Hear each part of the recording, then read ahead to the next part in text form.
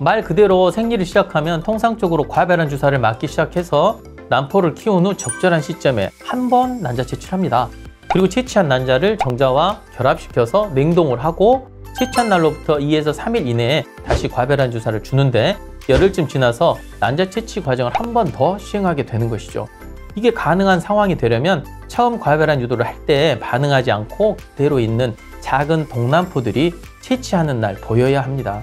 쉽게 말하면 처음 과배란 할 때 자라지 않고 있던 씨앗들에게 다시 한번 비료를 주는 그런 방법이라 생각하시면 되겠습니다. 지금 나오고 있는 그림을 보시면 이해가 쉽게 되실 겁니다. 생리를 시작하면 과배란 유도를 해서 처음 난자 채취를 하고 2, 3일 쉬고 다시 과배란을 해서 생리 시작 28에서 29일 사이에 두 번째 난자 채취를 하게 됩니다. 가장 먼저 생각해 볼 수 있는 분들은 배란기 과배란 유도를 했는데 공난포, 즉 아무것도 채취되지 않은 분들입니다. 아까 말씀드린 대로 씨앗들이 남아있다면 다시 시도해 볼 필요가 있습니다.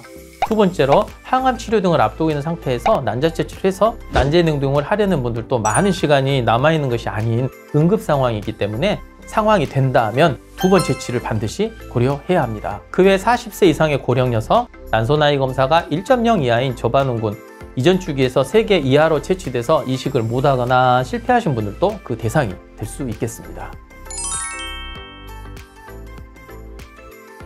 네, 2018년에 그에 대한 대규모 연구가 있었는데요. 지금 나오고 있는 그림을 보시면 주기당 평균 수정률, 주기당 평균 포배기, 즉 5일 배양 배아 생성률, 주기당 평균 정상 배아 생성률, 이 세 가지 중요한 비교 조건에서 배란기나 황체기나 어느 상황에서 난자 채취를 해도 비슷한 결과를 얻어 황체기 난자 채취 후 얻어진 배아의 여러 임상 결과는 난포기 때 우리가 주로 하는 과배란 유도로 얻어진 배아와 거의 결과는 일치한다고 보고하였습니다. 즉, 걱정하실 필요는 전혀 없다고 생각하시면 됩니다.